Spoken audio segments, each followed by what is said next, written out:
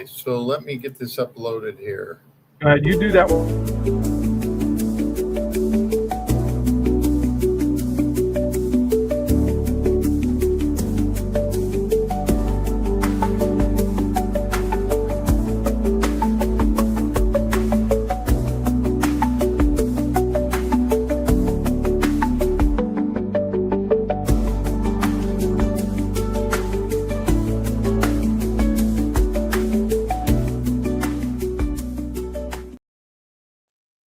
Well, hello, everybody. Of course, I am Doc G, and this is the Wellness Revolution with Dr. Robert Wiedemann. And Dr. Wiedemann is getting everything ready for you. I want to welcome you to the show. Take some of your questions if you have any for Dr. Wiedemann. You can also reach Dr. Wiedemann at healthreform90@gmail.com for everybody listening, or text him at 406-270-3754. I hope you can hear us and I hope you can see us, but that's exactly what we're doing right now. We're waiting for Doc to get his show all set up so we can start playing it and running it. And we're in Jersey, right, New Jersey here, and we're experiencing no bad weather conditions. Isn't that amazing? No bad weather conditions. I just returned from a vacation in Lancaster County in Pennsylvania. And Doc, interesting enough, I just want to tell you that there's a lot of history in Lancaster County. There's 1,800-year-old houses, there's 1,700-year-old houses, and it's all based in a lot of history. And of course, Lancaster County, where the Amish and Mennonites live, are also very, very historical society too, because of their beliefs, their upbringings, and their moral standards. And it's just a wonderful place to take your family to. It's basically a family-friendly vacation. Yeah, why don't you tell a little about some of the cool stuff that's around your place, because we're going to be talking about George Washington tonight. Yeah, so that's good. If you could tell us a little bit about what's going on, because see, our last one was about Benjamin Harrison. Tonight it's about George Washington. So and his death, and could he have been? I thought it was Zachary Taylor. Oh yeah, Zachary Taylor. I'm sorry. I had in mind to do Benjamin Harrison also, but I haven't done that yet. So okay, yeah. Anyway. Yeah, go ahead. No, I was going to say that I will be at the historical house here in Hamilton, Hamilton, New Jersey. Can you tell us where it's at? It's Saturday and Sunday. Yes, it's at Veterans Park. It's on, I believe, they call it Coosa Road in Veterans Park in Hamilton, New Jersey. I'll be there from 1 to 4:30 if anybody wants to come out and see. It's a 1,730-year-old house and an 1,840-year-old house. And what they did was they combined the two. They built onto it from the older house it was to make it a newer or updated house in the 1800s. And both houses are as one. It's a unique thing, but that's what the Amish do. That's what the Amish and Mennonites do. They build on to their house for their second generation or third generation of children, their kinfolk. They would build it on so this way they can have, number one, a starter house to live in our own, have their own place to live there, while their parents live in the other part of the house. They live in the other part of the house, and I think it was really it's a nice way to keep the family together yet apart from each other, and that's very important. So this 1730 house, what it's about is a man named Samuel Tucker was a United States treasurer back in the 1700s, and he basically held our military together. for against the British and the Haitians. So when we bring you through the house, we show you certain significant points in the house that will show you that there are things in the house that are reminiscent of certain things you may have seen in other places, which are historical.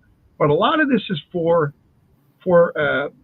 demo only. In other words, what you see there may not be the original, but it's there as a visual aid to show you what it would have looked like back then.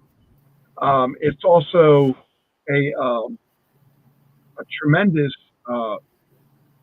We have a beehive oven, which was made, back in the 1700s. They used to make 14 to 18 loaves of bread a week in there. It was pre-glazed, but I believe the glaze wore off inside. So they're trying to find a way to reglaze it for the historical society. But we have other homes here too. That's just the one home that I am in. My wife is in a home called the Cruiser Mansion, which is even more prevalent in the Cruiser Park in Hamilton. So it's really interesting. And that's pretty much it. So Doc, whenever you're ready, let me know. Okay, if you can bring it up, we'll start. Sure. Hey, Tommy. Tommy Petra's here. Hey, Tommy, how you doing? Okay, go ahead. It's all yours, Doc. Could George Washington have been saved? And did medical doctors kill him? So, well, let's go through his early life, because this is kind of close to where you are out there on the East Coast. Virginia is not very far from you, is it? It's not. It's maybe about 6 to 8 hours away. Yeah, okay. So how far is Washington, D.C. from you? From Baltimore, Maryland. I think Baltimore is about 10 hours. So Washington, D.C., I think is another 2 to 3 hours away. It's about 14 hours away. Yeah, well, Washington, D.C. used to be a part of Maryland, didn't it? See, my sixth great-grandfather, his name was William Masters, had a plantation right on the southeast border. Washington, D.C. is a square, but it's actually set like a diamond. So it's on one of its points. Right. So the southeast boundary was where the Masters plantation was. And his father came over from Wales.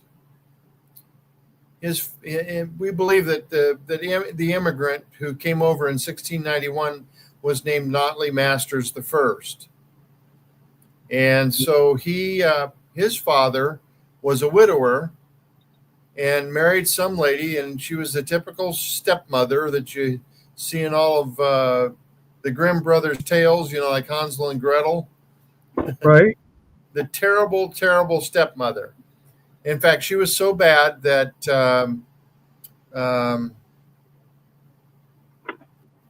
he had to put them on an island to protect them. They apparently gave them food and stuff. How old they were, I don't know. May have been teenagers. Well, a ship came along and needed servants to go to the Americas, to America.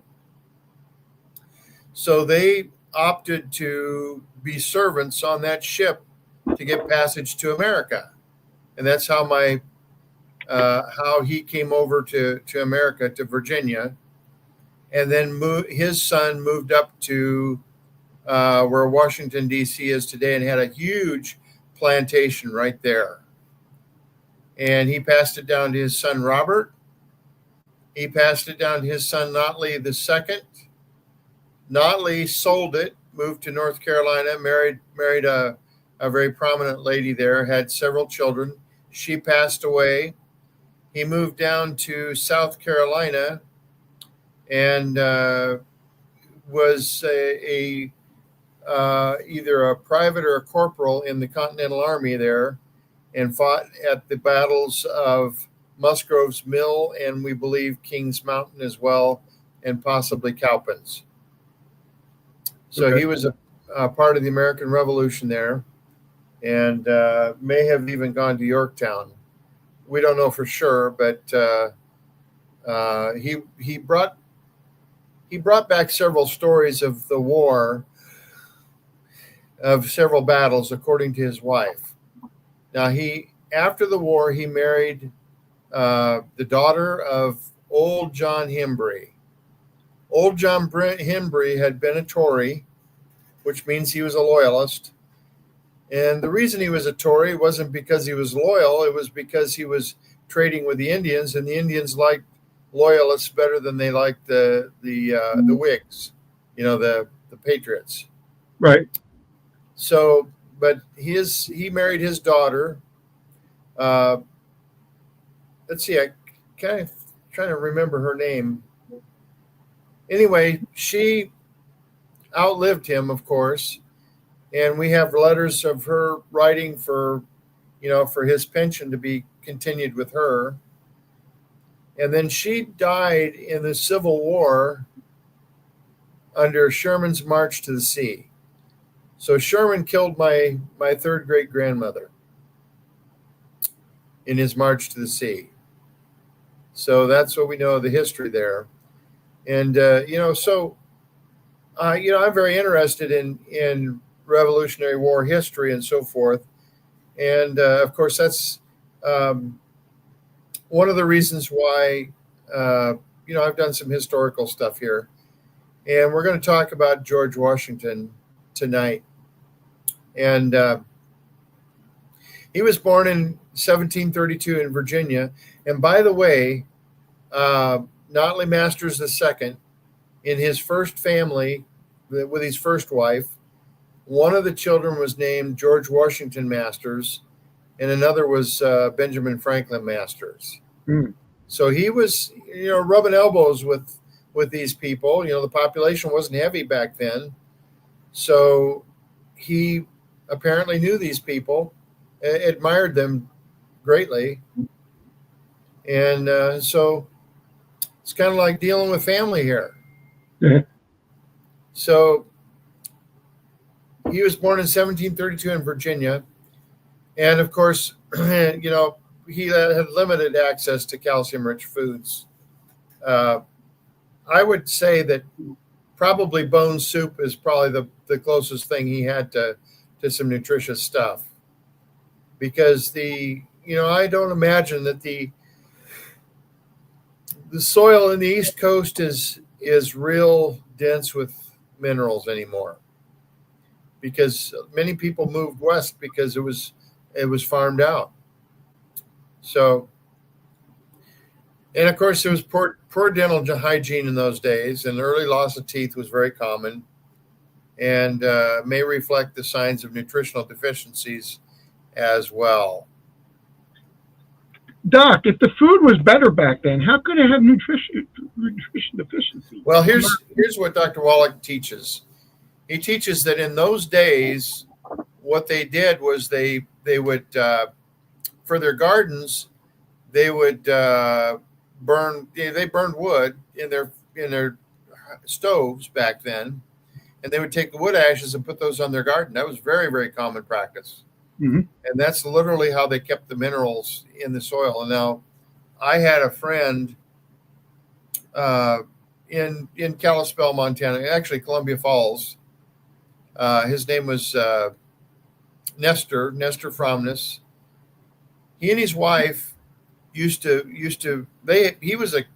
was a cowboy up in Montana. Mm-hmm. Had a picture of him there with his hat, his lariat, and his gun, and so forth. Worked on a ranch, and then later on he became a blacksmith. And see, there was a lot of logging in the Flathead Valley up there in those days. In fact, one of the early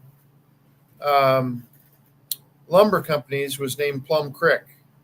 In fact, when I was practicing out there, Plum Creek was a big employer out there of the whole valley. Mm. And I believe that it has been sold to another company. The name will come to me here in a little bit. But I think they're logging again up there. And but he worked on all these caterpillars, big Caterpillar tractors. Mm-hmm. He could make any part from scratch. And his son Dan is a friend of mine. He actually helped me install my X-ray machine in my office in Kalispell there. And he had to make a part for me, made just exactly what I needed. He's a blacksmith too. In fact, he makes all the iron for many of these big high dollar places up there. I mean, there's multi-million-dollar houses up around the ski area and so forth. And he stays busy all the time. He just called me up and he said that he went fishing on Lake Koocanusa. We used to go fishing together there. Oh, okay. And we would pull out 115 salmon a day, I mean, the salmon are not big, they're not big like Alaskan salmon, but I'll tell you what, it was so much fun fishing up there. The water is so pure, and the fish, they're so delicious. You just can't stop eating them, His mom knew how to can them. So, they used, Nestor and Dottie used to put their ashes on their garden, and they would eat out of that garden. And they both of them lived up into their 90s. But as soon as Dan bought them a pellet stove, so they didn't have all the ash like they did before to put in the garden. So they quit doing it, and they got sick and died shortly after that. And Nestor had an incredible memory. I mean, I would sit in church, and he would quote scripture like you wouldn't believe. I mean, he would very extensive knowledge of the scriptures, and they were very godly people. Really, really appreciated and enjoyed them.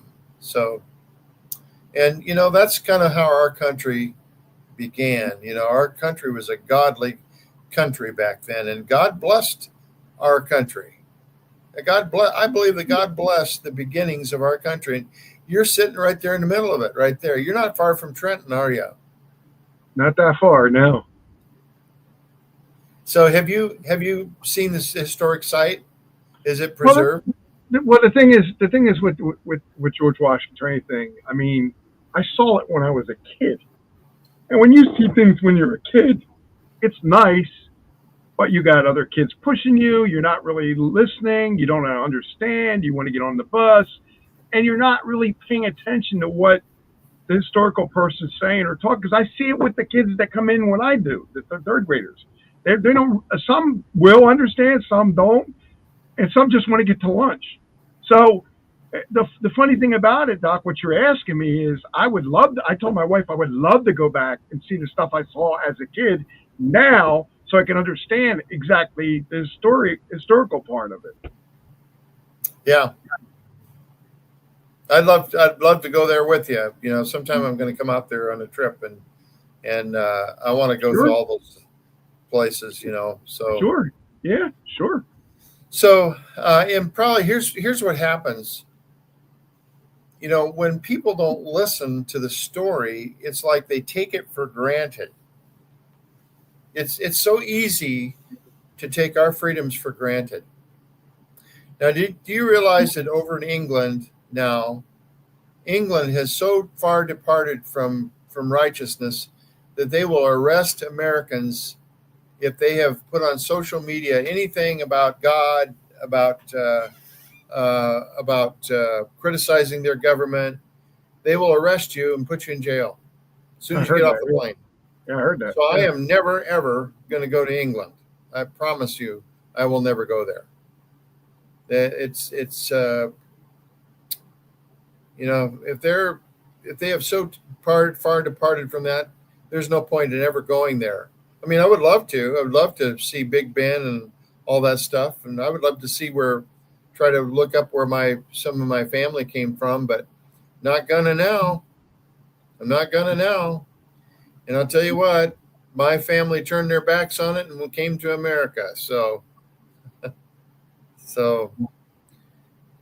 George Washington, this is a picture of him in the French and Indian War, where General Braddock was wounded. And it was at the Battle of the Monongahela in the French and Indian War. That's an Indian name. It was part of the global 7 Years' War. It's kind of like World War I, the real First World War, because it was between, it was fought all over the world, basically. And the French and Indian War was only our section of it. And the French stirred up the Indians to fight. That's how they fought America. It's kind of like the way it's a proxy war, kind of like what's happening in Ukraine. Ukraine is actually a proxy war between the United States and Russia. We're kind of using Ukraine to go after Russia in a sense. And, which is too bad. I mean, it's, Trump really wants to have peace over there. But the British were attempting to capture the French fort at Duquesne, present-day Pittsburgh, Pennsylvania.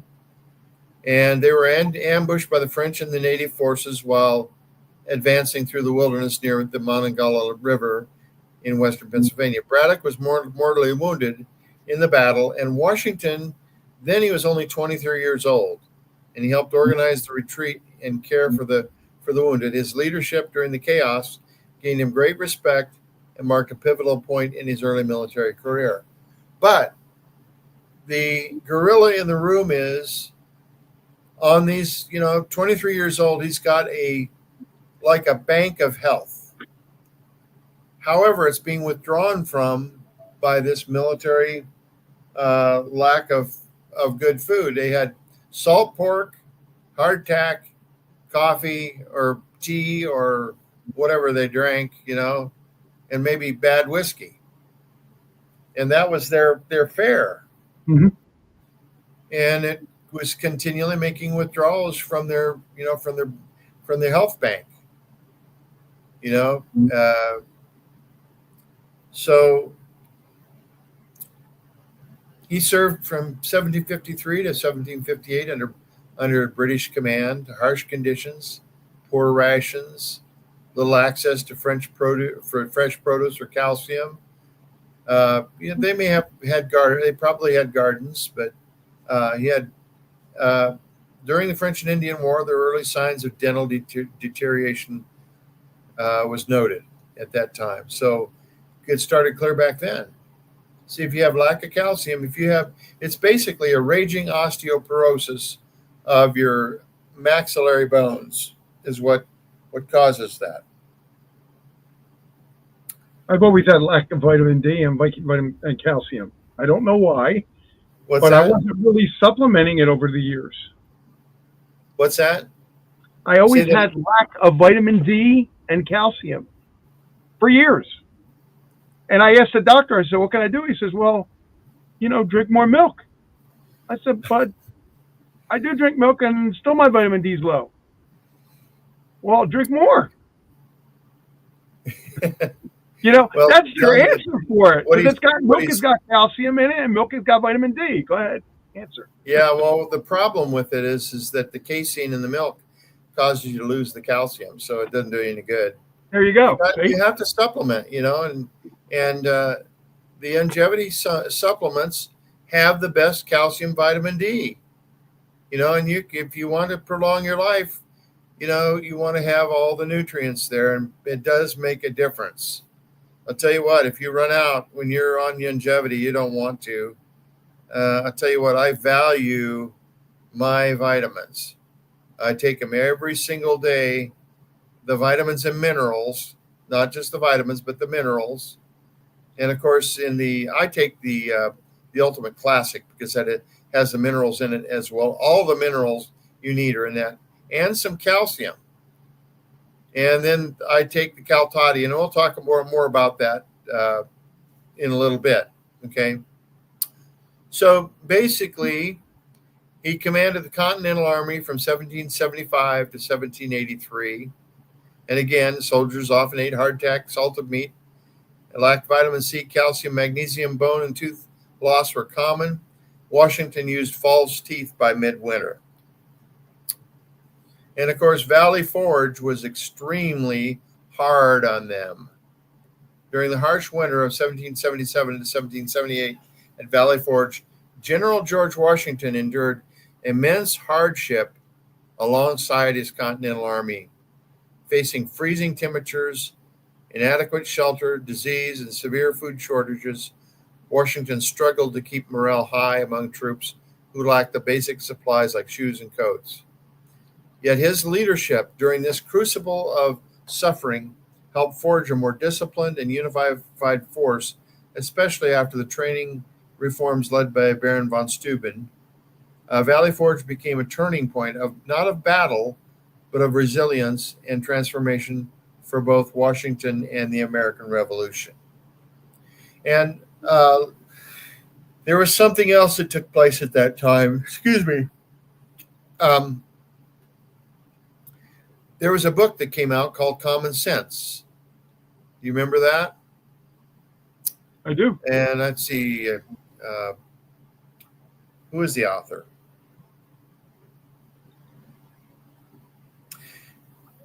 It'll come to me. But Common Sense was what really encouraged those patriots to stay in the army, because they were defecting. They were going home. They were saying, "This is terrible. I can't stand this anymore." And all the weak ones went home, but the strong stayed. And there were people died at Valley Forge, and I don't know if their graves are there. Have you been to Valley Forge? I have. I was there a couple of years ago when my daughters were young. I really loved it. It was really good. Did you see any graves there? I believe there was some, yes. Well, tell us a little bit about what you saw there at Valley Forge. Well, it's set up like a colonial memorial, historical place. There's a lot of different houses there to see, and different things in historical times. There's also some graves there I remember. There was a lot of historical figures, a lot of things on the walls, a lot of things in the gift shop. I got two little girls running around. It's hard to really watch everything and see everything. You want to make sure they're okay, and you don't want them to get hurt and concentrate on that. But the historical perspective was very, very significant. It was very interesting. I would love to go back now that they're older, so I could see more and understand more again. It's a time thing. It's also a beautiful place to stay. I remember we stayed there for at least a day. We stayed for the whole day, and we ate lunch there and stuff. So, but the historical perspective was all there. It was beautiful, and to describe it in just one word, the scenery. Looking for miles and miles and seeing, beautiful green grass on hills, and like almost mountaintops. You're standing on a mountaintop when you're in Valley Forge, and you're looking down around and you see everything around you. Very, very beautiful thing. So the scenery was number one for me. Number two, the historical perspective of where you were, was also very, very great too, and informative. So it's kind of strange that they would call a mountain a valley. Yeah. Well, you got to remember, in their perspective, a little small mountain inside of two mountains is the valley. Yeah. So, did you see Washington's quarters there? I don't remember that. I may have. Tell you, there's a lot of when I come out there, I'm gonna be looking for stuff like that. So, but anyway, Washington spent most of his time running from the enemy. There were only very few high points, like at Saratoga, things like that, where they really beat the enemy. And another one that I want to be focusing on is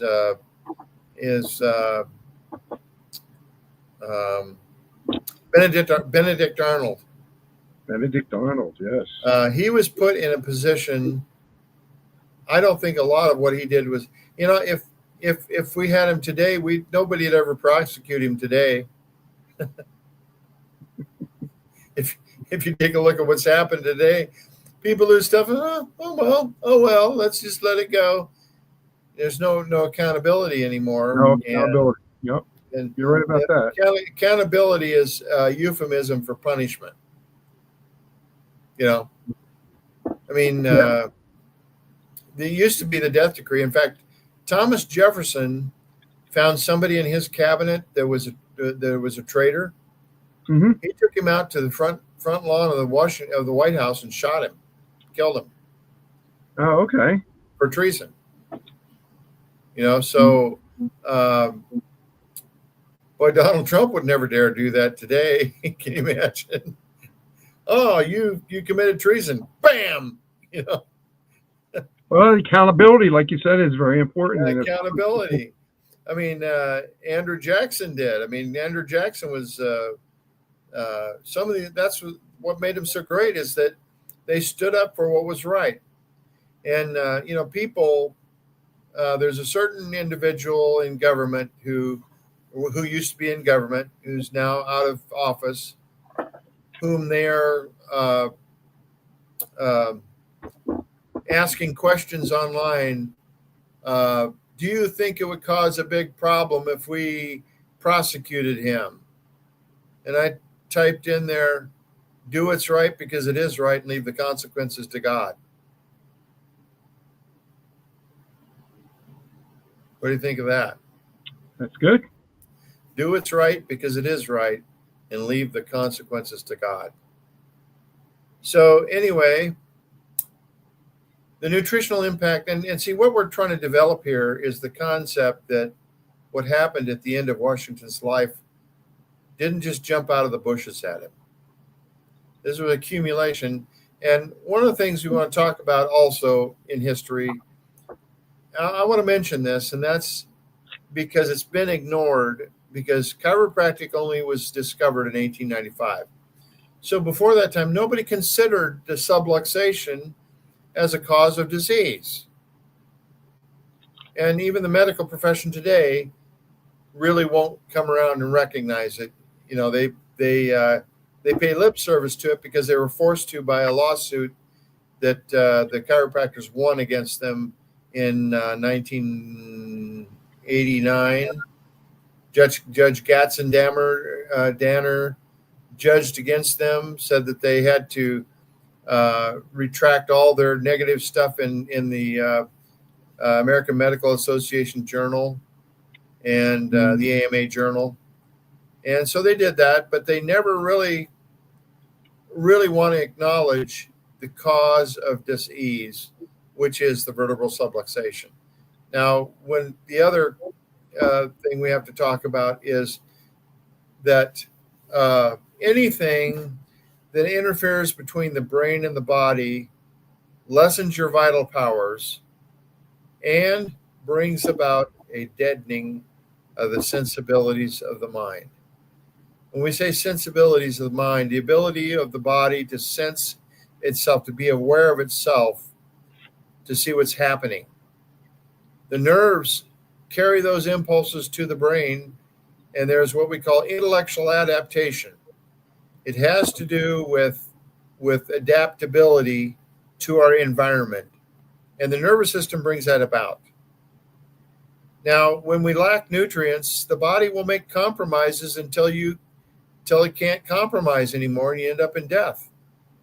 See, and this is what happened with George Washington, the negative impact of military life at those times.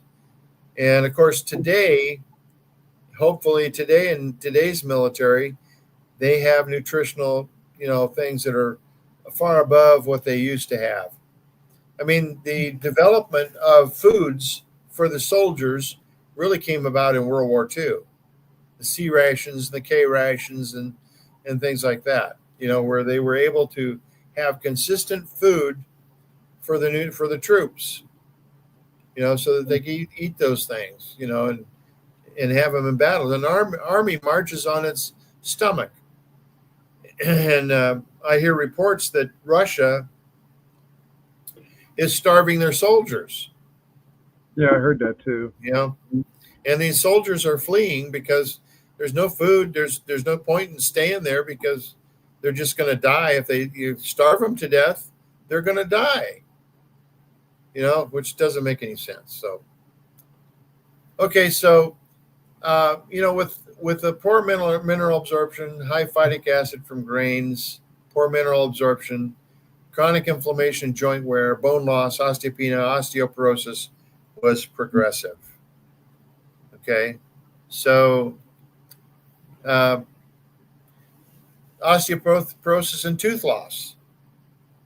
Alveolar, you know what alveolar bone is, Doc? I haven't heard. No, I don't know. It's the bone around your teeth. It's what keeps your teeth tight. And when you have osteoporosis in the jawbone, you'll end up with a loose tooth.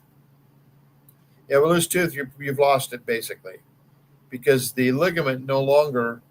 There's a ligament in there, and you stop and think about why you should take care of your teeth, because those teeth actually sense food. There's a vibration when you chew. There's a certain feel, and there's feedback to the brain. That's your brain's first signal as to the quality of your food and things like that. You know, when you hit an eggshell or maybe a rock or a grain of dirt or something in your food, you can tell it. You know, it's a gritty, terrible feel. And false teeth can't transmit that to the brain. That's why it's important to have good dental health. You know, they're advertising now, go have all your teeth pulled, and in a day we can make this, put these pegs in, and you can have new teeth at the end of the day. You know, which doesn't make a lot of sense to me. So, I mean, I know how long wounds take to heal, and I don't think I'd want to have that done. So loss of alveolar bone due to tooth instability, osteoporosis, loss of calcium minerals in the bones leads to fractures, postural changes, immune suppression. Postural changes. You know, you stop and think about this. With chiropractic care, we can actually minimize the negative postural changes to some degree. But we can't negate all of them. And it's my belief that the combination of upper cervical chiropractic care, NUCA care, combined with the longevity health protocols. Now, we're not just talking about, going on Amazon and buying something here and there.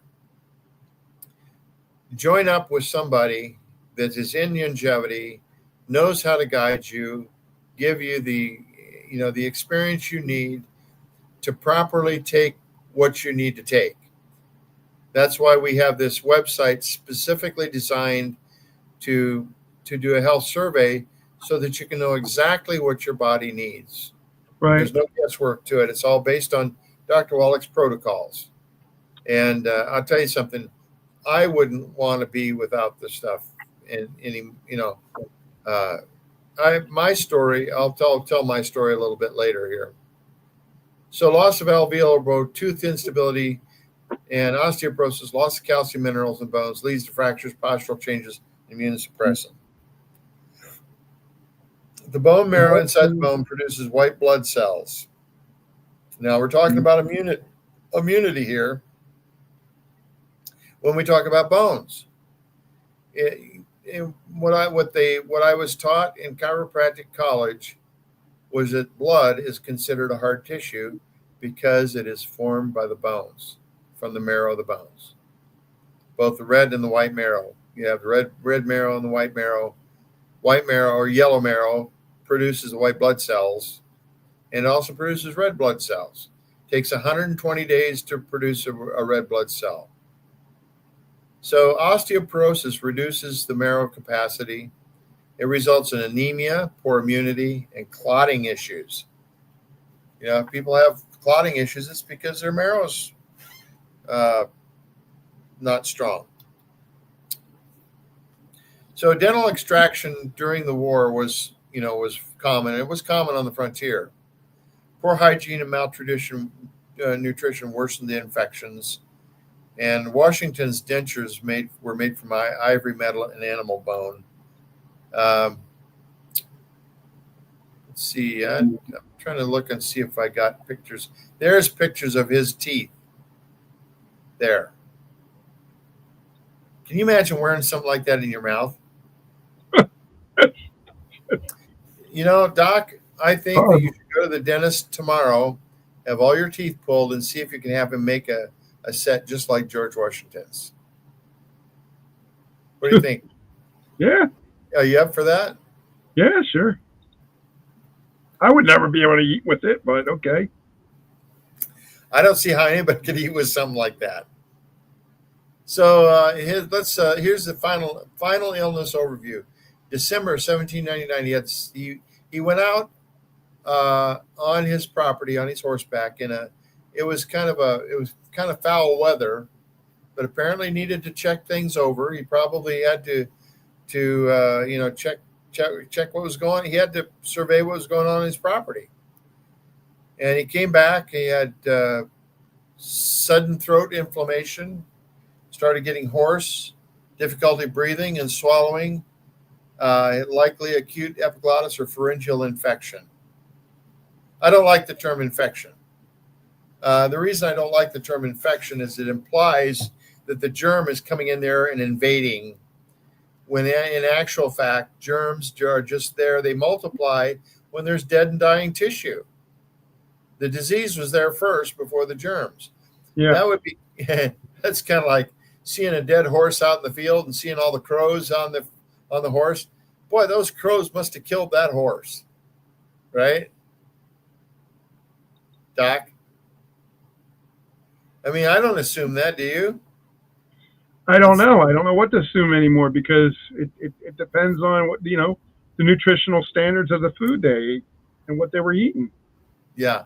Well, what I'm saying is that if you were walking along, your properties out there, and let's say that you're out in the country and came across this field, and there was a dead horse there with all these crows and eagles on it eating the flesh, would you assume that they killed the horse? I would. Yeah, because they're scavengers.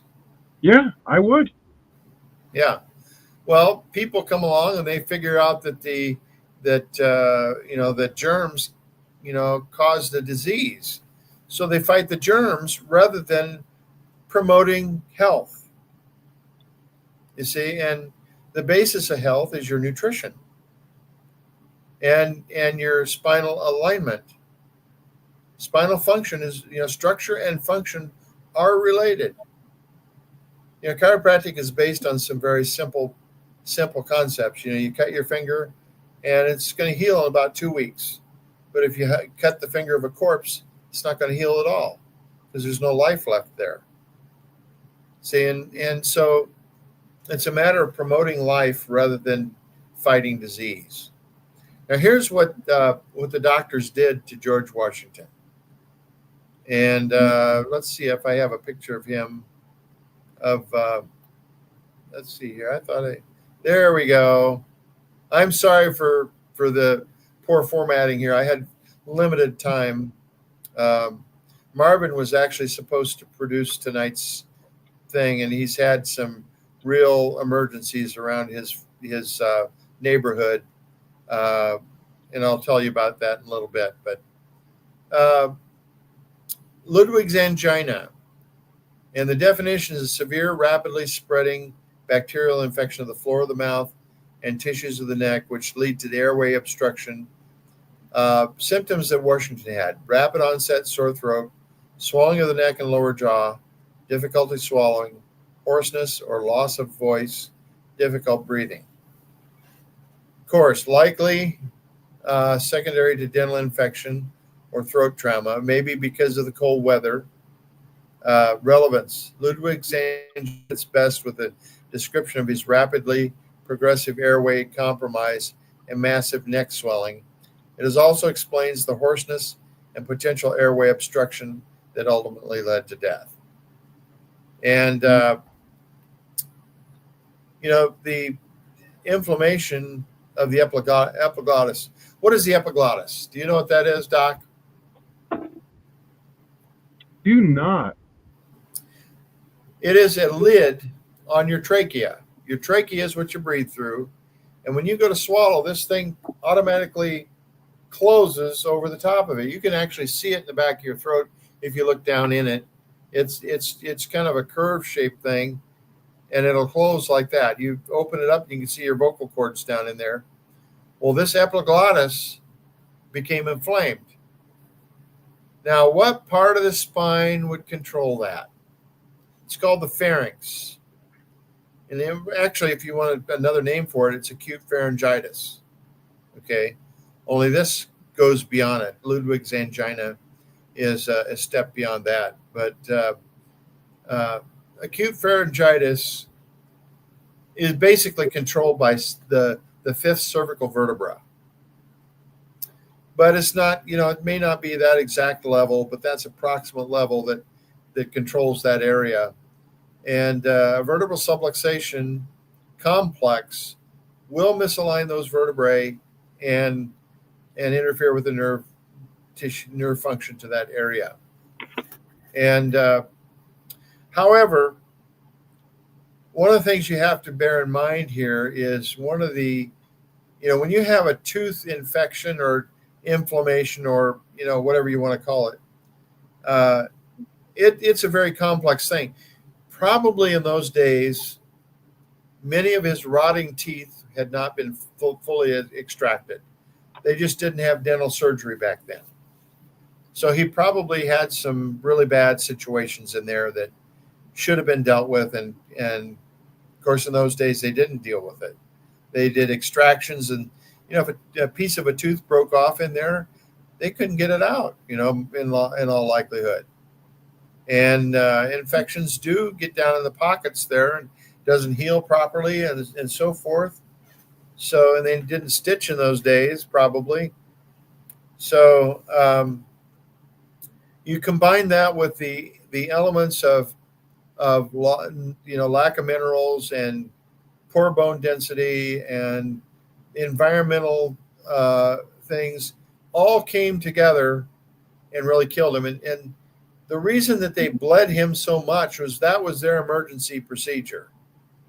They felt that the blood was hot, and so they had to get that blood out of there. Was bad blood, and so consequently, what would happen in our day?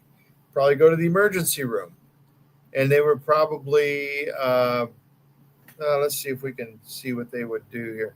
Oh, here's the bone densities here. This is a chart showing normal bone, osteopenia, and osteoporosis. And you can see how much loss of bone there is. And there would be loss of strength to that bone also, and loss of the body's ability to produce white blood cells and red blood cells and so forth. So he might have been a bit anemic in the first place. Okay. So, but he probably had, let's back up here and see if,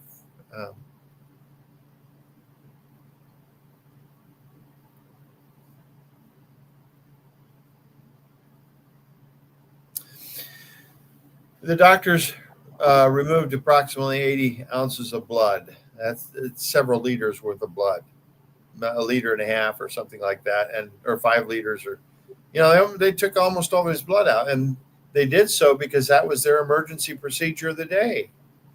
And they apparently applied calomel, caused blisters, vinegar vapors, and they removed excess humors to restore the balance. That's what they believed. If you remove the excess humors, it will restore the balance. Essentially, if it's with inflammation, there's several stages to inflammation. They used to say rubor, tumor, dolor, humor. Rubor is redness. Tumor is swelling. Dolor is pain. And humor is infusion of fluids from the blood into the tissues, which would cause the swelling. And it's basically redness, swelling, or infusion of fluids into the area, carrying white blood cells into the air, causing swelling, and then heat. There was heat. It's hot, so they think that it thought if they bled them, it would counteract the inflammation. Maybe in cases it would in some cases, and not because of what they did so much as because of what the body's response to something like that would be.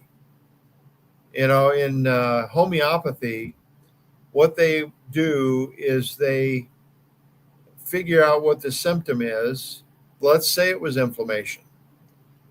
They take a drug that causes inflammation, and they take just a drop of that and put it in this, maybe an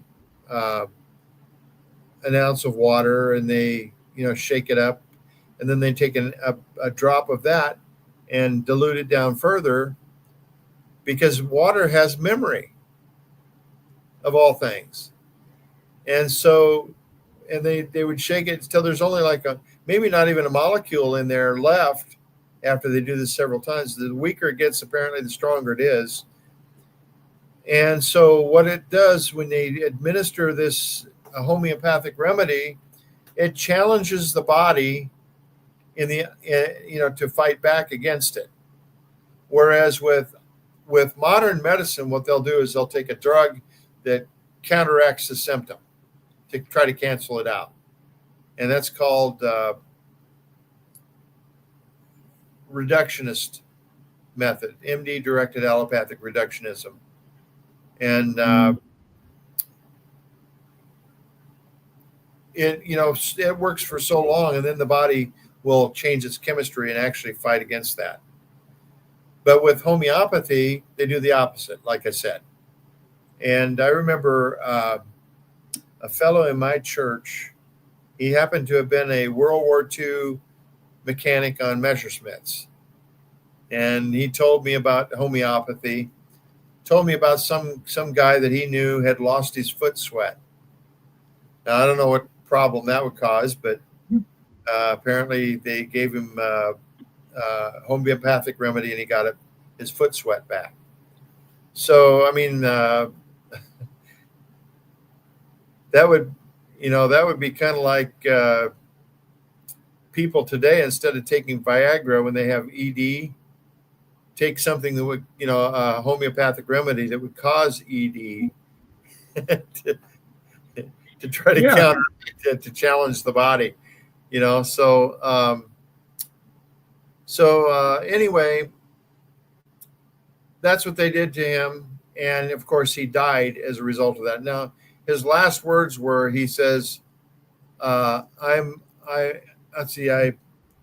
to the effect, I don't die easy, but I'm willing to go now, or something like that. He basically wanted to be left alone after they bled him and blistered him and vinegar vapored him and gave him calomel. He was ready to go. And I've been to his grave, by the way. Very interesting to see his grave there in Washington, D.C.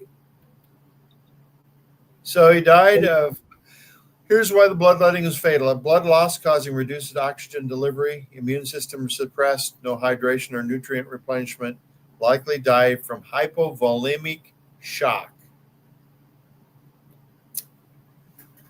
In the chiropractic insight, C5 in the pharynx, C5 nerve root, motor supply to some pharyngeal muscles, but it's also supplying the tissues there. Cervical spine subluxation may impair airway control. And his long military service likely caused some trauma to his spine. So inflammation, immune function. Inflammation, body's response to an injury. There were no anti-inflammatories available in 1799, and nutritional deficiency weakens inflammation control. Now, there's one other thing that want to mention here, and there's something called an light.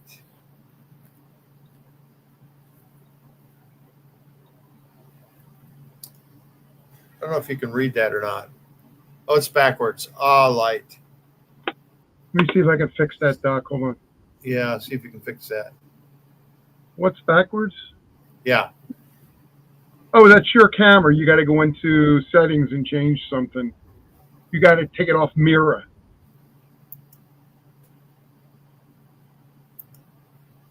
Okay. You see it? Yeah. Try that. There we go.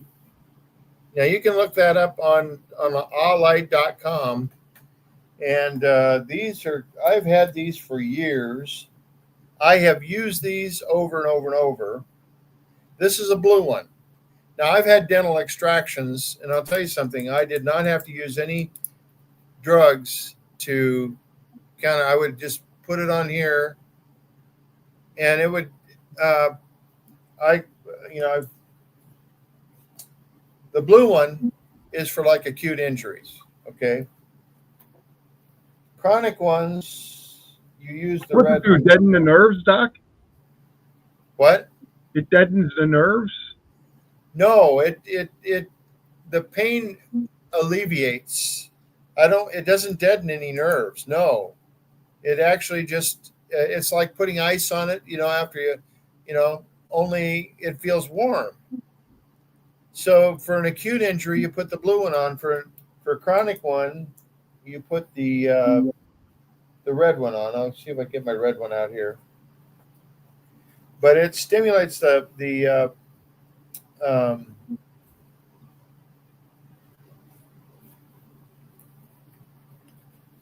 mitochondrion.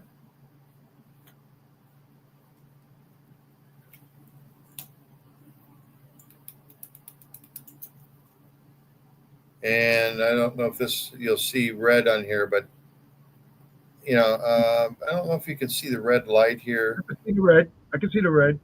Yeah, it's harder to see, but I can see it. I can see like the red. It's got like a red outline.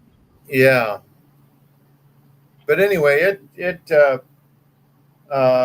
you have pain, it will alleviate the pain. Chance used to use these all the time when I lived down in Fort Madison. He was always coming over and using them.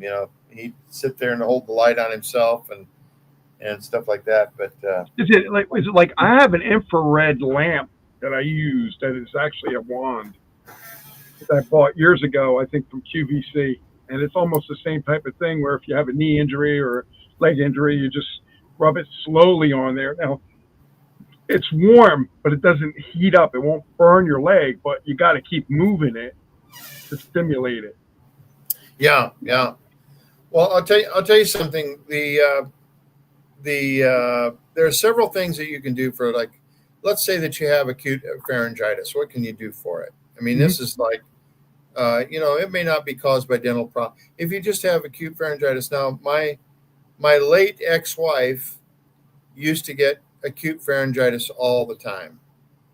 And I noticed that in her x-rays, when I first started taking care of her, she had a loss of curvature in the lower cervical spine.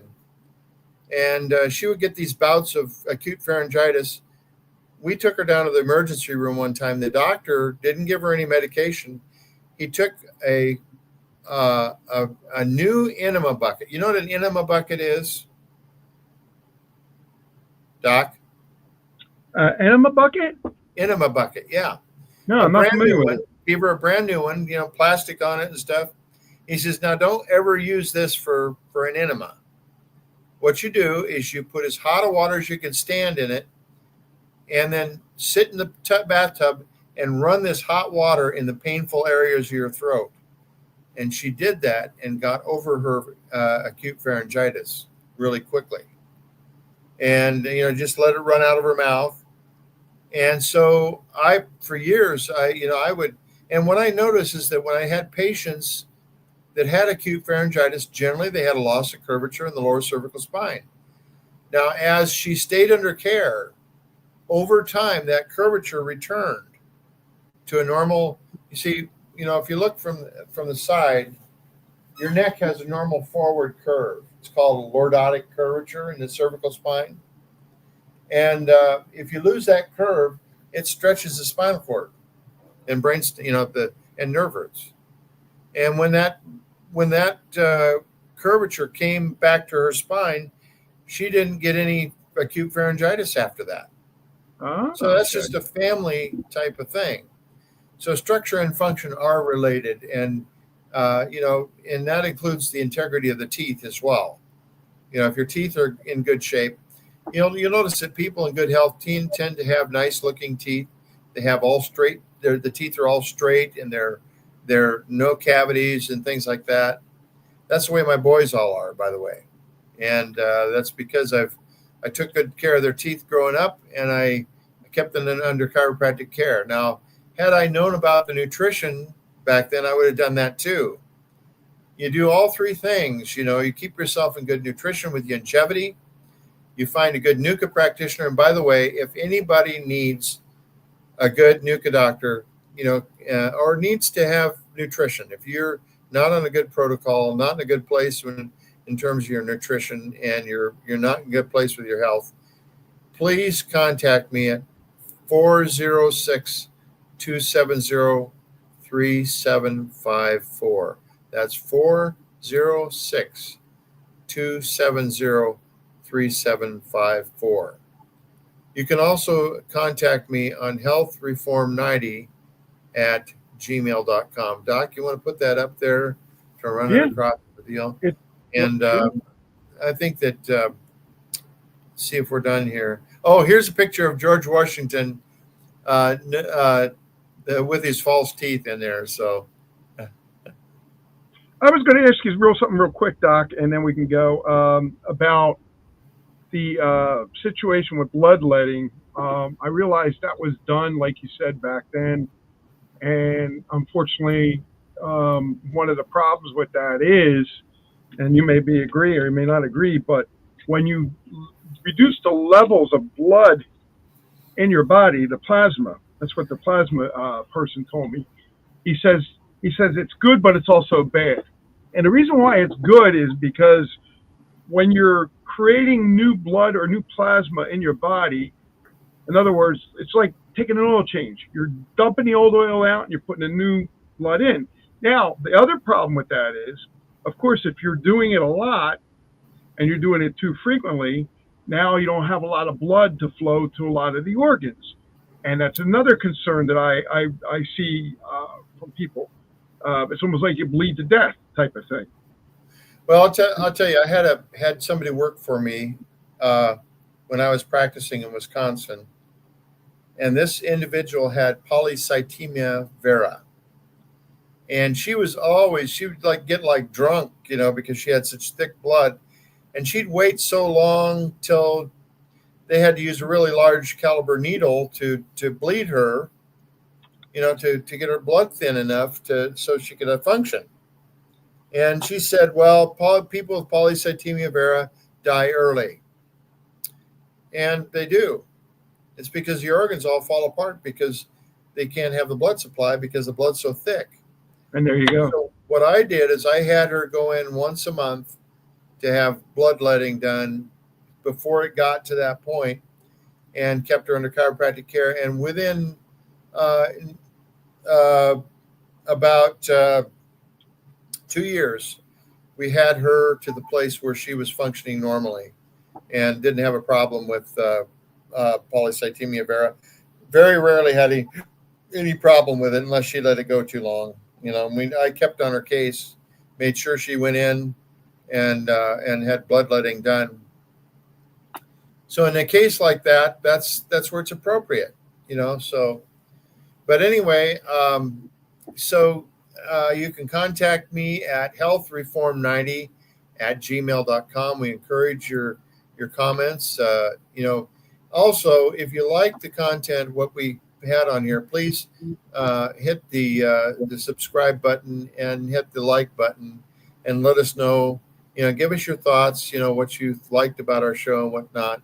I apologize for for Monday night, both Marvin and I had some serious problems. We absolutely could not prepare for the show. And, just those things happen once in a while. Sometimes it's weather, sometimes it's something else intervening. But, I didn't have as much time as I would like to have prepared for this one tonight. But hopefully you got something out of it tonight, and hopefully you enjoyed it. So with that, Doc, I think we're a little overtime, aren't we? Yeah, we're a couple minutes over, but that's okay. Thanks, everybody, for joining us. We'll hopefully see you on Monday, Doc, again, and hopefully we can start again on the regular thing, because Wednesday nights is going to be another show involved. So I'm not going to be able to do the show all the time. I don't know if it's starting next Wednesday. I don't know if it's starting in August, but it will be starting soon. So just, if you can, try to do Mondays if you can, okay? Thank you. All righty. Everybody have a good night. We'll talk to you soon. Bye-bye.